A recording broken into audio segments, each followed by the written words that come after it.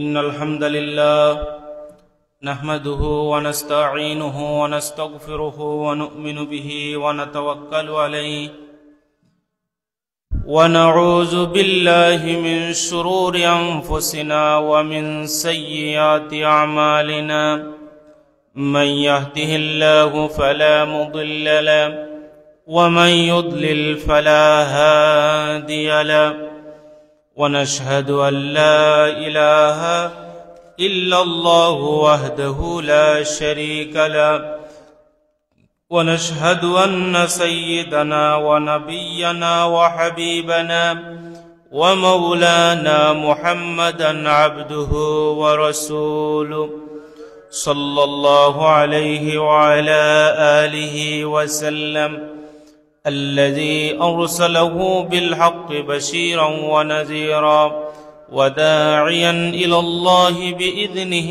وسراجا منيرا أما بعد فقد قال الله تعالى في كلامه المجيد أعوذ بالله من الشيطان الرجيم بسم الله الرحمن الرحيم والذين لا يشهدون الزور وإذا مروا باللغو مروا كراما إن الله وملائكته يصلون على النبي يا أيها الذين آمنوا صلوا عليه وسلموا تسليما اللهم سيدنا مولانا محمد وعلى آل سيدنا فمحمدنا هو سيدنا فالعز لنا لإجابته اللهم سيدنا مولانا محمد وعلى آل سيدنا بلغ العلا بكماله كشف الدجى بجماله حسنت جميع خصاله صلوا عليه إن الريح الصبا يوما إلى أرض الحرم بلغ سلامي روضة فيها النبي المحترم بلغ العلا بكماله كشف الدجى بجماله حسنت جميع خصاله صلوا عليه সম্মানিত উপস্থিতি মহান আল্লাহ রব্বুল আলমিনের দরবারে আমরা প্রাণ খুলে শুকরিয়া আদায় করছি যে আল্লাহ রব্বুল আলমিন আমাকে আপনাকে আজকের এই জুমাবার দিন আল্লাহ রব্বুল আলমিনের খানায় কাবার টুকরা মসজিদে এসে বসার তৌফিক দান করেছেন, কিছু কথা বলার কিছু কথা শোনার তৌফিক দান করেছেন। আমরা সকলে অন্তরের অন্তঃস্থল থেকে শ্রদ্ধা ভক্তির সাথে কালিমাতুশ শুকুর উচ্চারণ করে বলছি আলহামদুলিল্লাহ। আমাদের পক্ষ থেকে লক্ষ কোটি দুরুদ এবং সালামের হাদিয়া প্রেরণ করছি রহমতুল লিল আলামিন শাফিউল মুজনবিন সৈয়দুস সাকালাইন নবিয়ুল হারামাইন ইমামুল কিবলাতাইন জাদ্দুল হাসান ওয়াল হুসাইন মাওলানা হাবিবিনা সাইয়্যিদিনা মুহাম্মদুর রাসূলুল্লাহ সাল্লাল্লাহু আলাইহি ওয়াসাল্লামের পবিত্র জান্নাতি কদম মুবারকে। সম্মানিত উপস্থিতি, আমরা খ্রিস্টাব্দ তথা ঈসাই সনের একেবারে শেষ জুমাবার, আগামী জুমাবার আমরা যদি হায়াতে বাকি থাকে তাহলে আমরা ঈসাই সন যেটা খ্রিস্টাব্দ নামে পরিচিত, এই সনের প্রথম শুক্রবার আমরা পাব। অর্থাৎ আমাদের জীবন থেকে একটা বৎসর অতিবাহিত হয়ে গিয়েছে এবং আরেকটা বৎসর আল্লাহ রাব্বুল আলামিন আমাদেরকে দান করবেন। 2-1 দিন পরেই এই নতুন বৎসর আমাদের সামনে আগত। তো আল্লাহ রাব্বুল আলামিন কুরআনুল কারীমের সূরা ফুরকানের যে আয়াতে কারিমা তিলাওয়াত করেছি 72 নম্বর আয়াত, এই আয়াতের মধ্যে আল্লাহ রাব্বুল আলামিন বলছেন ওয়াল্লাযীনা লা ইয়াশহাদুনা যুর, অর্থাৎ তারা ইয়াশহাদুনা উপস্থিত হয় না জুরে। জুর কি? এই জুরের ব্যাখ্যা করতে গিয়ে মুফাসসিরিনে কেরামরা বলছেন ইয়া আ'য়াদুল মুশরিকিন, এটা হচ্ছে মুশরিকদের উৎসব। আর ওয়া ইযা মাররু বিল লাগওয়ি মাররু কিরামা, যখন এই মুশরিকদের অনুষ্ঠান যখন চলে, মুমিনরা যখন এর পাশ দিয়ে গমন করে, অর্থাৎ মুমিনদের সামনেও যদি হয়ে যায় তাহলে তারা সসম্মানে এই জায়গা থেকে তারা চলে যায়। তার মানে মুশরিকদের উৎসবের সাথে মুসলমানদের আন্তরিক সম্পর্ক, মুসলমানদের মৌন সমর্থন করাও জায়েজ নাই। যাওয়া তো অনেক দূরের কথা, মৌন সমর্থনও করা জায়েজ নাই। এই জন্য মুমিন যারা লা ইয়াশহাদুন, তারা অংশগ্রহণ করবে না। কোথায় অংশগ্রহণ করবে না? ইয়া আ'য়াদুল মুশরিকিন, অর্থাৎ মুশরিকদের উৎসবে। এই জন্য মুশরিকদের কোন উৎসবে মুসলমানদের যাওয়া হারাম। যাওয়া কি? হারাম। এবার আসেন আল্লাহ রাব্বুল আলামিন এই যে তারিখ গণনা করার জন্য আমাদের জন্য সবচেয়ে সহজ যে ব্যবস্থা করে রেখেছেন এবং সবচেয়ে বড় যে ব্যবস্থা করে রেখেছেন সেটা হচ্ছে চাঁদ। অর্থাৎ চাঁদের সাথে আমরা শিক্ষিত, অশিক্ষিত, গ্রাম্য, শহরের মানুষ বলেন, উঁচু মানুষ বলেন, নিচু মানুষ বলেন, সবার জন্য, এমনকি একেবারে গভীর জঙ্গলে হারিয়ে যাওয়া একজন মানুষের জন্য, গভীর একটা সমুদ্রে হারিয়ে যাওয়া নাবিকের জন্য এই চাঁদ দিয়ে গণনা করাটা খুব সহজ করে দিয়েছেন আল্লাহ রাব্বুল আলামিন। যেমন আমাদের রোজা চাঁদের সাথে সম্পৃক্ত, হজ চাঁদের সাথে সম্পৃক্ত, ঈদ চাঁদের সাথে সম্পৃক্ত। ঈদের আগে আমরা বলি যে চাঁদ দেখা গিয়েছে কিনা, তার মানে চাঁদের সাথে সম্পৃক্ত। রোজার সময় আমরা বলি রোজার চাঁদ দেখা গিয়েছে কিনা, তাহলে চাঁদের সাথে সম্পৃক্ত। তাহলে আমরা এই যে গণনা, যেটা এই গণনাকে বলা হয় চন্দ্র বৎসর। আর আরেকটা রয়েছে সেটা হচ্ছে সৌর বৎসর। এই সৌর বৎসর গণনা করাটা আমাদের জন্য খুব কঠিন। এটা জ্যোতির্বিদ্যায় যারা পারদর্শী তারা ছাড়া বোঝাটা খুব কষ্টকর হয়ে যায়। এবার আসেন এই যে সাল গণনা করার ক্ষেত্রে যে খ্রিস্টাব্দ, যেটা আমরা বলি খ্রিস্টাব্দ নামে সারা পৃথিবীতে যেটা পরিচিত, সেটা হচ্ছে সাইয়্যিদুনা হযরত ঈসা আলাইহিস সালামের জন্মের বছর থেকে এটা গণনা করা শুরু হয়েছিল। এটাকে ঐতিহাসিকভাবে স্মরণীয় করে রাখার জন্য পোপ গ্রেগরি তিনি এই বৎসর প্রবর্তন করেছিলেন এবং বর্তমানে এটা গ্রেগরিয়ান ক্যালেন্ডার নামে আমাদের কাছে পরিচিত। এই যে খ্রিস্টাব্দ আমরা যেটা বলি, 1582 খ্রিস্টাব্দের 24 ফেব্রুয়ারি পোপ ত্রয়োদশ গ্রেগরির আদেশে এটা বর্ষপঞ্জি হিসাবে প্রতিষ্ঠিত হয়, প্রবর্তন করা হয়। আর এই যে গ্রেগরিয়ান ক্যালেন্ডার যেটা, তার পূর্বেও এই সাল গণনা করার জন্য জুলিয়ান ক্যালেন্ডার নামে এটাকে ব্যবহার করা হতো। খ্রিস্টপূর্ব, খ্রিস্টাব্দ নয়, খ্রিস্টপূর্ব 46 সালে রোমান সম্রাট জুলিয়াস সিজার তিনি এই খ্রিস্টাব্দের প্রবর্তন করেছিলেন। এবার আসেন এই যে সাল গণনা করার ক্ষেত্রে 31st নাইটের সম্পর্ক কি? 31st নাইটটা কি? 31st নাইট হচ্ছে বৎসর শেষ হওয়ার যে শেষ দিনটা, 31 ডিসেম্বর যেটা, সেটাকে এই যে ব্যবহার করা হয়েছে 31st নাইট নামে।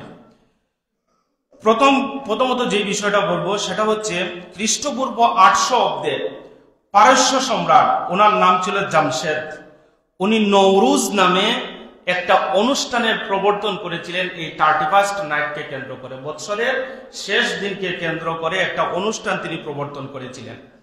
এরপর খ্রিস্টপূর্ব 135 অব্দে রোমে এই বর্ষবরণ প্রবর্তন করা হয়েছিল, অর্থাৎ বর্ষবরণের যে সিস্টেম, এই সিস্টেমটা চালু হয়েছিল।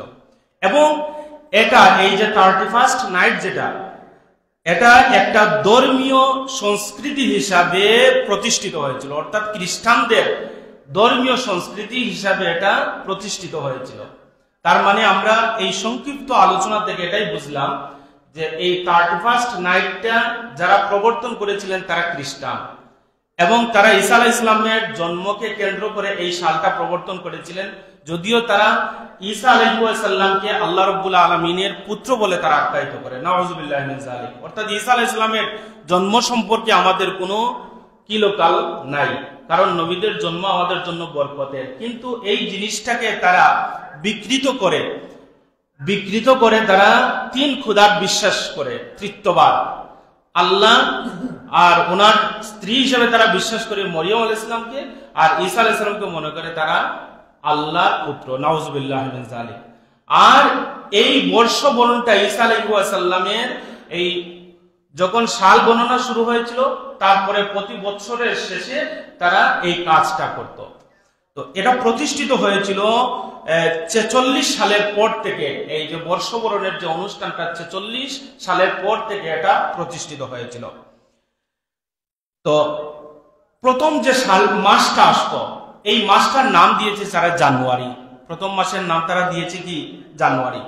এই জানুয়ারি সেই সময় রোমানদের জাসুস নামে একজন দেবতা ছিল। উনার নামানুসারে প্রথম বৎসরের নাম তারা করেছিল জানুয়ারি। এখন প্রশ্ন হচ্ছে, তারা কেন এই দেবতার নামে প্রথম বৎসরের প্রথম মাসকে তারা জানুয়ারি করে রেখেছিল? তার কারণ হচ্ছে, এটা একটা মূর্তির নাম ছিল। মূর্তির সামনে একটা মাথা ছিল, পিছনে আরেকটা মাথা ছিল। তাদের ধারণা হচ্ছে পিছনের মাথায় যদি পূজা করা হয়, তাহলে আমাদের অতীতের সব পাপ মোচন হয়ে যাবে। আর সামনের মুখ দিয়ে যদি পূজা করা হয়, এই মূর্তিকে যদি আরাধনা করা হয়, তাহলে আগামী ভবিষ্যতের সব কল্যাণ তাদেরকে দান করা হবে। এই বিশ্বাস তাদের ছিল। এই জন্য তারা এই প্রথম যে বৎসরের প্রথম যে শুরুর যে মাসটার নাম দিয়েছে জাসুস, আর এই জাসুস থেকে হচ্ছে জানুয়ারি। তার মানে শুরুতে তারা কয়টা কাজ করতো? দুইটা কাজ করতো। এই জাসুসকে পূজা করার মাধ্যমে 31st নাইটে তারা কয়টা কাজ করতো? দুইটা। এই কাজটা করতো এই জাসুসকে উপলক্ষ করে। এখন যদি কোনো মুসলমান যদি 31st নাইটকে উপলক্ষ করে এই সংস্কৃতির সাথে মিল রেখে আতশবাজি করে, হ্যাপি নিউ ইয়ার বলে যদি উদযাপন করে, তাহলে এই জাসুসের সাথে সামঞ্জস্য হয়ে যাবে। এটা ইসলামে চূড়ান্তভাবে হারাম হয়ে যাবে। কি হয়ে যাবে? হারাম হয়ে যাবে। তাহলে মূল বিষয়টা আমরা বুঝতে পারলাম, যদি কেউ এটা পালন করে থাকে, তাহলে এটা দেবতার অনুসরণ হয়ে যায়, এটা দেবতার পূজা হয়ে যায়। এর সাথে মুসলমানের সম্পর্ক থাকার কোনো সুযোগ নাই। আর এই কথাটা আল্লাহ রাব্বুল আলামিন বলছেন, লা ইয়াশহাদুন, মুমিন যারা এই সমস্ত কার্যকলাপে তারা কোনোদিন উপস্থিত হতে পারবে না, তারা উপস্থিত হবেই না। সম্মানিত মুসল্লিয়ানে কেরাম, এবার আসেন এই 31st নাইটের ইসলামী দৃষ্টিভঙ্গি কি, ইসলাম আমাদেরকে কি বলেছে, ওই বিষয়ে আমি একটু আলোচনা আপনাদের সামনে তুলে ধরি। প্রথমত হচ্ছে, এটা মুসলমানদের কোনো সংস্কৃতি নয়, বিজাতীয় ধর্মীয় একটা সংস্কৃতি। 31st নাইট মুসলমানদের কোনো সংস্কৃতি নয়, এটা হচ্ছে বিজাতীয় ধর্মীয় সংস্কৃতি। এটা পালন করা মানে বিজাতীয় ধর্মের সংস্কৃতির পালন করার নামান্তর হয়ে যায়। এই জন্য সাইয়্যিদুনা হযরত উমর রাদিয়াল্লাহু তাআলা আনহু বলছেন, লা তাদখুলু আলাল মুশরিকিনা কানাসিহিম ইয়াওমা ঈদিহিম ফাইন্নাস সাখতাতা তানজিলু আলাইহিম। সাইয়্যিদুনা হযরত উমর রাদিয়াল্লাহু তাআলা আনহু তিনি খুব গর্জিয়াস ভাষায়, খুব তেজস্বী বক্তব্য তিনি প্রদান করেছেন যে, তোমরা মুশরিকদের কোন গির্জায়, তাদের উপাসনায় তোমরা প্রবেশ করো না, লা তাদখুলুনা, প্রবেশ করো না, তার দ্বারে কাছেও তোমরা যেও না। যদি তোমরা যাও, তাহলে আল্লাহ রাব্বুল আলামিনের পক্ষ থেকে তোমাদের উপর গজব অবধারিত। তাহলে যদি আমরা বিজাতীয় সংস্কৃতি ধারণ করি, ওইগুলা যদি পালন করি, তাহলে সাইয়্যিদুনা হযরত উমর রাদিয়াল্লাহু তাআলা আনহু এর বাসায় আমাদের উপর গজব অবধারিত। তাহলে আমরা 31st নাইটের যে সংস্কৃতি, এই সংস্কৃতিকে আমরা পালন করব না। সম্মানিত মুসল্লিয়ানে কেরাম, সাইয়্যিদুনা হযরত উমর রাদিয়াল্লাহু তাআলা আনহু আরেকটা কলাপ বলেছেন। তিনি বলেছেন, ইজতানিবু আদা আল্লাহি আবদিহিম, হে মুমিনরা, আল্লাহর শত্রু যারা রয়েছে তারা যে সমস্ত কাজ করে ওই কাজ থেকে তোমরা বেঁচে থাকো। ইজতানিবু, তোমরা কি করো? বেঁচে থাকো। কঠোর ভাষায় তিনি ঘোষণা করেছেন, তোমরা ওই কাজগুলা থেকে তোমরা বেঁচে থাকো। বদরুদ্দিন আইনি রাহিমাহুল্লাহ তিনি বলছেন যে বিধর্মীদের পাপ এবং সমাজে বৃদ্ধি পায়, এই সমাজ ব্যবস্থা শাস্তির উপযুক্ত হয়ে যায়। নাউজুবিল্লাহ মিন যালিক। এজন্য এই শহরের জীবনে দেখা যায় এই সংস্কৃতিটা খুব ভয়াবহ আকার ধারণ করেছে। ঢাকার অলিতে গলিতে ওইগুলা পালন করা হয়, বিশেষ করে কক্সবাজারে এগুলা পালন করা হয়। যে অশ্লীলতা, বেহায়াপনা, এই সংস্কৃতিকে কেন্দ্র করে বিশেষ করে আমাদের মুসলমানরা উদযাপন করছে। উমর রাদিয়াল্লাহু তাআলা আনহুর বাসায় এই কাজগুলা করলে মানুষের উপর আল্লাহর পক্ষ থেকে গজব অবধারিত হয়ে যায়। এজন্য আমরা এই সংস্কৃতির দ্বারে কাছেও আমরা যাব না। এজন্য আমাদের উচিত হচ্ছে আমরা সোচ্চার কণ্ঠে এই বিষয়গুলা জাতির সামনে প্রকাশ করা।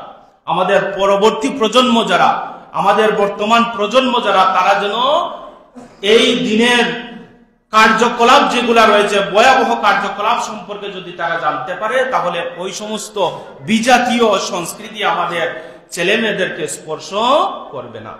সম্মানিত মুসল্লিয়ানে কেরাম, 2 নম্বর হচ্ছে এই যে বিজাতীয় সংস্কৃতি পালন করা মানে হচ্ছে গায়রুল্লাহকে লাভপতির মালিক মনে করে দেওয়া।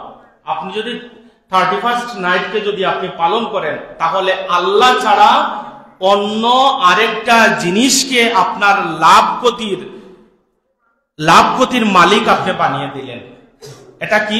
আমি যে প্রথম যে হাদিসটা বলেছিলাম, প্রথম যে আমি কথাটা বলেছিলাম যে তারা জাসুস নামক যে দেবতার পূজা করত, তাদের আশা ছিল যে পিছনের গুনাহ পাপ মাফ হয়ে যাবে আর সামনে কি আসবে?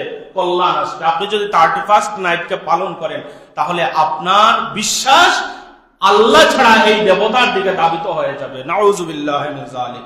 এইজন্য আল্লাহ রাব্বুল আলামিন সূরা মায়দার 76 নম্বর আয়াতের মধ্যে ইরশাদ করছেন, قُلْ أَتَعْبُدُونَ مِن دُونِ اللَّهِ مَا لَا يَمْلِكُ لَكُمْ ضَرًّا وَلَا نَفْعًا وَاللَّهُ هُوَ السَّمِيعُ الْعَلِيمُ। আল্লাহর হাবিবকে আল্লাহ রাব্বুল আলামিন বলছেন, আপনি জগৎবাসীদেরকে জানিয়ে দেন, তারা কি এমন দেবতার উপাসনা করে যেই দেবতার ক্ষতি করারও কোনো সুযোগ নাই, উপকার করারও কোনো সুযোগ নাই। অর্থাৎ ক্ষতি যিনি করেন তিনি আল্লাহ, উপকার যিনি করেন তিনি আল্লাহ। কারণ আমাদের বিশ্বাস খাইরি ওয়া শাররিহি মিনাল্লাহি তাআলা, ভালো এবং মন্দ কার পক্ষ থেকে আসে? আল্লাহ রাব্বুল আলামিনের পক্ষ থেকে আসে। সুতরাং মুসলমানরা এর ধারে কাছেও যাওয়ার কোনো সুযোগ নাই। এই সমস্ত সংস্কৃতি থেকে আমাদের ছেলেমেয়েদেরকে বাঁচানো খুব জরুরি হয়ে পড়েছে। সম্মানিত সুধী, 3 নম্বর হচ্ছে এই কাজ যদি কেউ করে তাহলে বিধর্মীদের সাথে সাদৃশ্য হয়ে যায়। কি হয়ে যাবে? বিধর্মীদের সাথে সাদৃশ্য হয়ে যাবে। যেই ব্যাপারে আল্লাহর হাবিব সাল্লাল্লাহু আলাইহি ওয়াসাল্লাম তিরমিজি শরীফের হাদিসের মধ্যে ইরশাদ করছেন, লাইসা মিন্না মান তাশাব্বাহা বিগায়রিনা লা তাশাব্বাহু বিল ইয়াহুদি ওয়ালান নাসারা। আল্লাহর রাসূল বলছেন, ওই ব্যক্তিগুলো আমার উম্মত নয় যারা ইহুদি এবং নাসারাদের তাদের সংস্কৃতির সাথে তাদের সাথে সামঞ্জস্য করে যদি কোনো কাজ করে, তাহলে ওই মানুষগুলা আমার উম্মতের অন্তর্ভুক্ত নয়। যেটা বলেন নাউজুবিল্লাহ। এই জন্য কোন মুমিন যখন তার চুল কাটবে, রাসূল কারীম সাল্লাল্লাহু আলাইহি ওয়াসাল্লামের চুল কাটাকে অনুসরণ করবে। সেজন্য পোশাক পরবে, আল্লাহর হাবিব সাল্লাল্লাহু আলাইহি ওয়াসাল্লামের বাতিয়ে দেওয়া পোশাকগুলা সে পরিধান করবে। তার চুলের স্টাইল যদি বিভিন্ন খেলোয়াড়দের মতো হয়, কাফের মুশরিকদের মতো যদি হয়, আল্লাহর রাসূল বলছেন ওই মানুষগুলা আমার উম্মত নয়। বলেন নাউজুবিল্লাহ। এই জন্য আপনার পোশাকের মধ্যে মার্জিত পোশাক যেটা আমার রাসূল বলেছেন সেই পোশাকগুলি পরিধান করতে হবে। আমাদের সমাজে দেখা যায় কিছু এই ছেলেরা রয়েছে যারা বালেগ ছেলে, বাজারে যায় হাফ প্যান্ট পরিধান করে যায়। যদি বলেন নাউজুবিল্লাহ। চুল রাখে, বিভিন্ন খেলোয়াড়দের কাটিং করে চুল রাখে। বলেন নাউজুবিল্লাহ। আমাদের সমাজে দেখা যায় কিছু মেয়েরা রয়েছে যারা ছেলেদের মতো তারা চুল তারা রাখে, ছেলেদের মতো পোশাক তারা পরিধান করে। আমার রাসূল সেই ব্যাপারে আরেকটি হাদিসের মধ্যে ইরশাদ করছেন, আবু দাউদের মধ্যে আসছে, মান তাশাব্বাহা বিকাউমিন ফাহুয়া মিনহুম। যেই ব্যক্তি যার সাথে সাদৃশ্য রাখে সে তার অন্তর্ভুক্ত হয়ে যায়। আপনি খ্রিস্টানের সাথে সংস্কৃতির সাথে আপনি রাখলেন, আমার রাসূল বলছেন তুমি তার সংস্কৃতিকে অনুসরণ করে তার অন্তর্ভুক্ত তুমি হয়ে গেলে। এই জন্য আল্লাহ রাসূল সাল্লাল্লাহু আলাইহি ওয়াসাল্লাম আমাদেরকে বিভিন্ন হাদিসের মাধ্যমে বারবার এইগুলা নিষেধ করেছেন। আল্লাহ রাব্বুল আলামিন বলছেন, তাআওয়ানু আলাল বিররি ওয়াত তাকওয়া ওয়ালা তাআওয়ানু আলাল ইসমি ওয়াল উদওয়ান। তোমরা ভালো কাজে একে অপরকে তোমরা সহযোগিতা করো। তুমি যদি একটা ভালো কাজ করো, আরেকজন ভাইকে ভালো কাজের উদ্বুদ্ধ করো, ভালো কাজে তাকে তুমি ডেকে আনো। আর যদি দেখো কোনো মন্দ কাজ সমাজে প্রতিষ্ঠিত হয়ে যাচ্ছে, রাষ্ট্রে প্রতিষ্ঠিত হয়ে যাচ্ছে, তুমি তাদেরকে টেনে টেনে সেখান থেকে বের করে নিয়ে আসো। ওই জায়গায় তাদের যেতে দিও না, তুমি সোচ্চার হয়ে যাও। ওই ভয়াবহতা সম্পর্কে তাদেরকে তুমি শিক্ষা দাও, তাদেরকে সেখান থেকে তুমি বের করে নিয়ে আসো। এজন্য আল্লাহ রাব্বুল আলামিন বলছেন, ওয়ালা তাআওয়ানু আলাল ইসমি ওয়াল উদওয়ান। মন্দ কাজে একে অপরকে সহযোগিতা করার কোনো সুযোগ নাই। এইজন্য 31st নাইট পালন করা যাবে না, 31st নাইটের কোনো উইশ করা যাবে না, 31st নাইটের কোনো কার্যক্রমের সাথে মুসলমানদের কোনো সম্পর্ক রাখা যাবে না। সম্মানিত মুসল্লিয়ান একরাম, তারপরে বিধর্মীদের উৎসবের প্রতি সম্মান প্রদর্শন হয়ে যায়। যদি কোনো মানুষ 31st নাইট পালন করে তাহলে বিধর্মীদের উৎসবের প্রতি সম্মান জানানো হয়ে যায়। বিধর্মীদের কোনো উৎসবকে সম্মান জানানো এটা চূড়ান্তভাবে হারাম করে দেওয়া হয়েছে। কারণ যেই জায়গায় গায়রুল্লাহ, আল্লাহ ছাড়া অন্য কোনো জিনিসের আরাধনা করা হয়, আল্লাহ ছাড়া অন্য কোনো জিনিসকে তারা ইবাদত বানিয়ে নেয়, সেই জায়গায় আল্লাহর গজব নাযিল হয়। ওই জায়গায় মুসলমান যাওয়ার কোনো সুযোগ নাই। সম্মানিত মুসল্লিয়ান একরাম, এই সমস্ত অনুষ্ঠানের কার্যক্রম যেইগুলা করা হয় এইগুলা হচ্ছে অন্য মানুষের কষ্টের কারণ। যেমন রাত্রিবেলা যে আতশবাজি জ্বালানো হয় এগুলা অন্য মানুষের কষ্টের কারণ। বোমাবাজি করা হয় এগুলা অন্য মানুষের কষ্টের কারণ। আমরা দেখেছি গত কয়েক বছর থেকে এই কার্যকলাপ করার কারণে অনেক শিশুরা মারা গিয়েছে। 2022 সালের ঘটনা আমরা দেখেছি এবং 2022 সালের একটা রিপোর্ট এসেছে প্রায় 10 জায়গায়, বাংলাদেশের ঢাকার প্রায় 10টা জায়গায় এই আতশবাজির কারণে আগুন লেগে অনেক কিছু ক্ষতিগ্রস্ত হয়ে গিয়েছে। সুতরাং এই সংস্কৃতির সাথে আমাদের থাকার কোনো সুযোগ নাই। আর আল্লাহ রাব্বুল আলামিন বলছেন, ওয়াল্লাযীনা ইউযুনাল মুমিনিনা ওয়াল মুমিনাতি বিগাইরি মাকতাসাবু ফাকাদ ইহতামালু বুহতানান ওয়া ইসমান মুবিনা। যেই মানুষগুলা মুমিন নরনারীদেরকে কষ্ট দেয় তারা স্পষ্ট পাপের মধ্যে তারা নিমজ্জিত হয়ে যায়। যেটা বলেন নাউজুবিল্লাহ। আর অন্য হাদিসের মধ্যে আল্লাহ রাসূল সাল্লাল্লাহু আলাইহি ওয়াসাল্লাম ইরশাদ করছেন, মান কানা ইউমিনু বিল্লাহি ওয়াল ইয়াউমিল আখির ফালা ইউযি জারাহু। কোন মানুষ যদি আল্লাহ এবং তার রাসূলের উপর যদি বিশ্বাস রাখে, ঈমান আনয়ন করে, তাহলে তার দ্বারা তার পাশের কোনো মানুষ, তার কোনো প্রতিবেশী ন্যূনতম পরিমাণ কষ্টের সম্মুখীন হবে না। আপনার দ্বারা আতশবাজির মাধ্যমে, বোমার মাধ্যমে, ওইগুলার মাধ্যমে, ফানুসের মাধ্যমে কোনো মানুষ ক্ষতিগ্রস্ত হবে না যদি আপনি কি হয়ে যান, মুমিন হয়ে থাকেন। তারপরে এর মাধ্যমে কি হয়, অর্থের বড় একটা অপচয় হয়। আর অপচয়ের ব্যাপারে আল্লাহ রাব্বুল আলামিন বলছেন, ইন্নাল মুবাযযিরিনা কানু ইখওয়ানাশ শায়াতিন। জীবনের যত ক্ষেত্রে আপনি অপচয় করবেন, খেতে বসলেন, অর্ধেক খেলেন, অর্ধেক আপনি ফেলে দিলেন, আপনি অপচয়কারীর অন্তর্ভুক্ত হয়ে গেলেন। আপনার পরিধানের জন্য যে কাপড়গুলা রয়েছে, আপনি যদি এমন কাপড়গুলা কিনেন যেই কাপড় আপনি শুধুমাত্র ঘরের মধ্যে রাখলেন, আপনি পরিধান করলেন না, আপনার দরকার নাই, অতিরিক্ত কাপড় যদি কিনে, এটা অপচয়ের অন্তর্ভুক্ত হয়ে যায়। তাহলে আমাদের জীবনটা আমরা অপচয় মুক্ত আমরা করতে চাই। কি করতে চাই আমরা? এই জন্য আল্লাহ রসুল বলছেন, তুমি যখন অজু করতে যাবে, অজু করার সময়ও তুমি এক ফোঁটা পানির অপচয় করবে না। অন্য হাদিস আল্লাহ রসুল বলছেন, তুমি যদি একটা সাগরের মধ্যে যাও, সাগরে গিয়েও সাগরের এক ফোঁটা পানিকে তুমি অপচয় করো না। সুবহানাল্লাহ। এই জন্য মুমিনরা কোনোদিন অপচয় করে না, আর এগুলার মাধ্যমে বিশাল একটা অপচয় হয়ে যায়।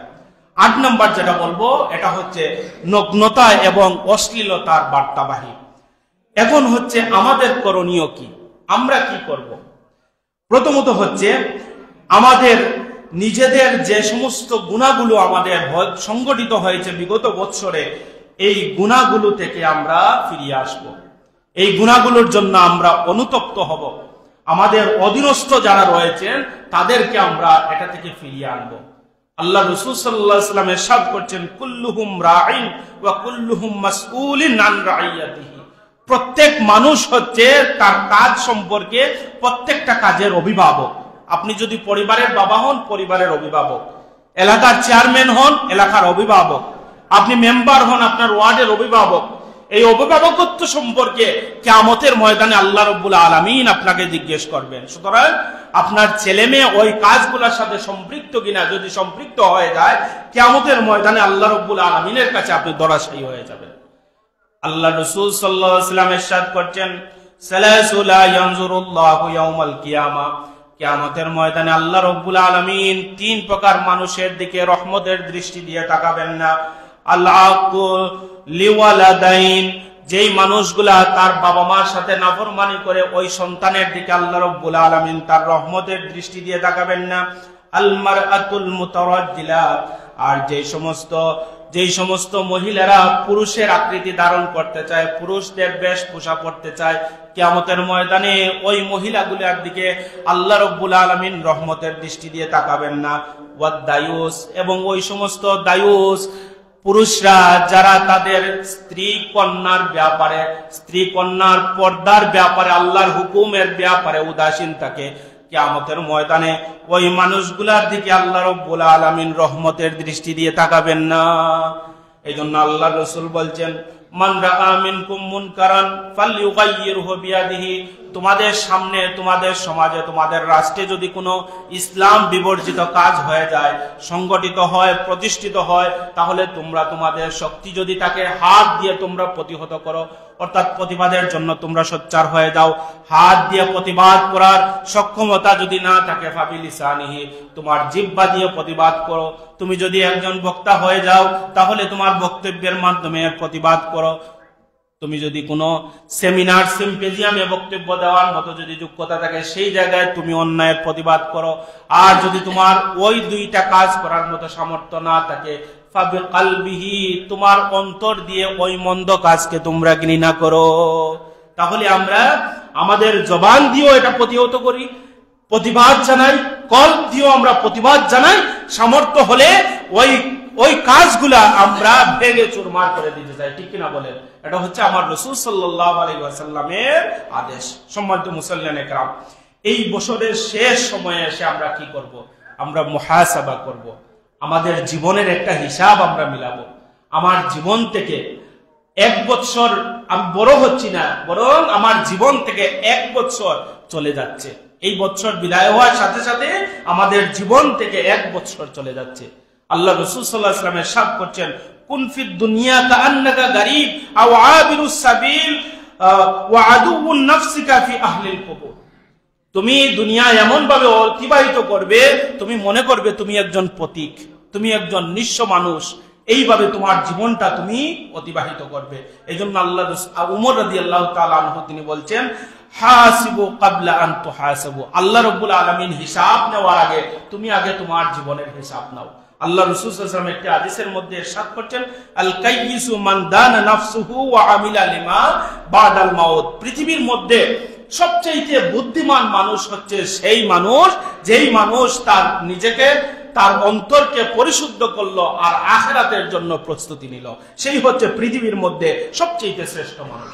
একজন ব্যক্তি একজন ব্যক্তি আল্লাহ রাসূল সাল্লাল্লাহু আলাইহি ওয়াসাল্লামের নিকট আসলো, এসে বলল, ইয়া রাসূলুল্লাহ, আইয়ুন নাসে খায়র, এই পৃথিবীর মধ্যে সবচেয়ে ভালো মানুষকে? আল্লাহ রাসূল সাল্লাল্লাহু আলাইহি ওয়াসাল্লাম বললেন, মান তালা উমরুহু, যেই ব্যক্তি তার জীবনের মধ্যে লম্বা হায়াত পেল, ওয়া হাসুনা আমালুহু, আর লম্বা হায়াত পাওয়ার পর সে সুন্দর আমল সে করল।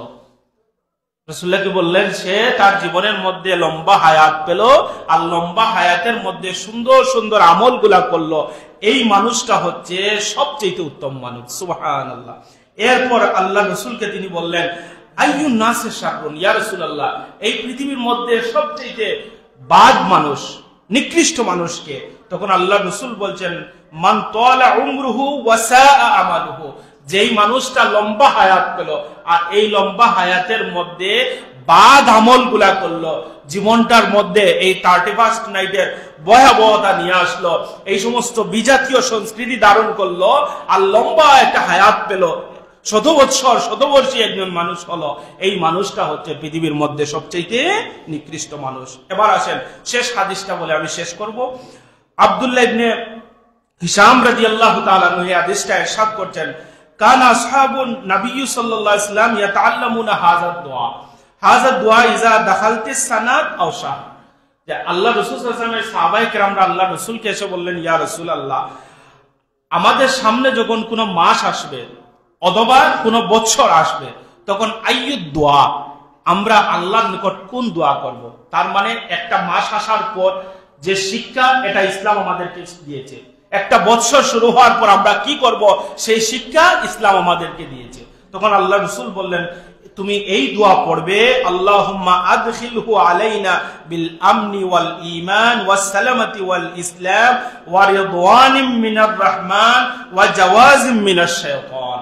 এই দোয়াটা তুমি পড়বে, তুমি আল্লাহর নিকট করবে, আল্লাহুম্মা আদখিলহু আলাইনা বিল আমনি ওয়াল ঈমান, আমাদের নিকট আমাদের যেন নিরাপত্তা আসে এবং আমাদের ঈমানের হেফাজত যেন আল্লাহ তুমি করে দেন, ওয়াস সালামাতি ওয়াল ইসলাম ওয়া রিদওয়ানিম মিনার রহমান, আমাদের মধ্যে সালামত, আমাদের মধ্যে সালাম, ইসলাম এবং আমাদের মধ্যে পারস্পরিক ভ্রাতৃত্ব আল্লাহ তুমি জাগ্রত করে দাও, রিদওয়ানিম মিনার রহমান, তুমি রহমানের পক্ষ থেকে সন্তুষ্টি আমাদেরকে দান করে দাও। সুবহানাল্লাহ। ওয়া জাওয়াজিম মিনাশ শাইতান, এবং শয়তানের সমস্ত কুমন্ত্রণা, কুচক্র থেকে আল্লাহ তুমি আমাদেরকে হেফাজত করো। অর্থাৎ মাসের শুরুতে আল্লাহর নিকট এই দোয়া করলে এই মাসটা যেন শয়তান মুক্ত আমরা থাকি, তোমার সন্তুষ্টির মধ্যে থাকি, তোমার নিরাপত্তার মধ্যে থাকি। বছরের শুরুতে আমরা এই দোয়া পড়ব যে পুরা বছর যেন আল্লাহ রাব্বুল আলামিন আমাদেরকে শয়তানের চক্রান্ত থেকে হেফাজত করেন, আল্লাহর সন্তুষ্টির মধ্যে আল্লাহ রাব্বুল আলামিন ডাকেন, আমাদের ঈমানের হেফাজত আল্লাহ রাব্বুল আলামিন যেন করেন, সেই প্রত্যাশা আল্লাহ রাব্বুল আলামিনের দরবারে আমরা করছি। ওয়া আখিরু দাওয়ানা আনিল হামদুলিল্লাহি রাব্বিল আলামিন। সাল্লাল্লাহু আলা সাইয়্যিদিনা ومولانا محمد وعلى آله وأصحابه وسلم. اللهم آمين. اللهم ربنا آتنا في الدنيا حسنة وفي الآخرة حسنة وقنا عذاب النار. رب ارحمهما كما ربياني صغيرا. بفضل سبحان ربك رب العزة عما يصفون وسلام على المرسلين والحمد لله رب العالمين.